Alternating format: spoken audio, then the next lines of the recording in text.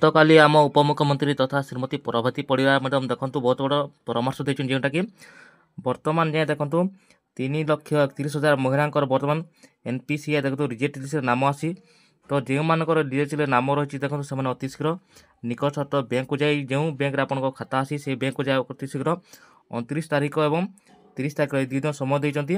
ଏ 2 ଦିନ ଭିତରେ ଆପଣ NPCI ଲିଙ୍କ କରିଦିଅନ୍ତୁ, ଆକ୍ଟିଭ୍ କରିଦିଅନ୍ତୁ, କାହିଁକିନା ପ୍ରଥମ କିସ୍ତିର ଚତୁର୍ଥ ପର୍ଯ୍ୟାୟ ମିଳିବାକୁ ଯାଉଛି ଏ ଜାନୁଆରୀର ଶେଷ ଦିନ।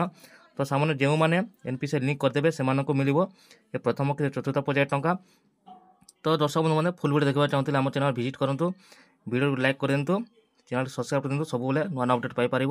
ଗତକାଲି ଆମ ଉପମୁଖ୍ୟମନ୍ତ୍ରୀ ତଥା ଶ୍ରୀମତୀ ପ୍ରଭାତୀ ପରିଡ଼ା ମ୍ୟାଡ଼ାମ୍ ଦେଖନ୍ତୁ ବହୁତ ବଡ଼ ପରାମର୍ଶ ଦେଇଛନ୍ତି, ଯେଉଁଟାକି ବର୍ତ୍ତମାନ ଯାଏଁ ଦେଖନ୍ତୁ 3,31,000 ମହିଳାଙ୍କର ବର୍ତ୍ତମାନ NPCI ଦେଖନ୍ତୁ ରିଜେକ୍ଟ ଲିଷ୍ଟରେ ନାମ ଆସି, ତ ଯେଉଁମାନଙ୍କର ରିଜେକ୍ଟ ନାମ ରହିଛି ଦେଖନ୍ତୁ ସେମାନେ ଅତି ଶୀଘ୍ର ନିକଟସ୍ଥ ବ୍ୟାଙ୍କକୁ ଯାଇ ଯେଉଁ ବ୍ୟାଙ୍କରେ ଆପଣଙ୍କ ଖାତା ଅଛି ସେଇ ବ୍ୟାଙ୍କକୁ ଯାଇ ଅତି ଶୀଘ୍ର 29 ତାରିଖ ଏବଂ 30 ତାରିଖ ଏ 2 ଦିନ ସମୟ ଦେଇଛନ୍ତି। ଏ 2 ଦିନ ଭିତରେ ଆପଣ NPCI ଲିଙ୍କ କରିଦିଅନ୍ତୁ, ଆକ୍ଟିଭ୍ କରିଦିଅନ୍ତୁ, କାହିଁକିନା ପ୍ରଥମ କିସ୍ତିର ଚତୁର୍ଥ ପର୍ଯ୍ୟାୟ ମିଳିବାକୁ ଯାଉଛି ଏ ଜାନୁଆରୀର ଶେଷ ଦିନ। ତ ସେମାନେ ଯେଉଁମାନେ NPCI ଲିଙ୍କ କରିଦେବେ ସେମାନଙ୍କୁ ମିଳିବ ଏ ପ୍ରଥମ କିସ୍ତି ଚତୁର୍ଥ ପର୍ଯ୍ୟାୟ ଟଙ୍କା।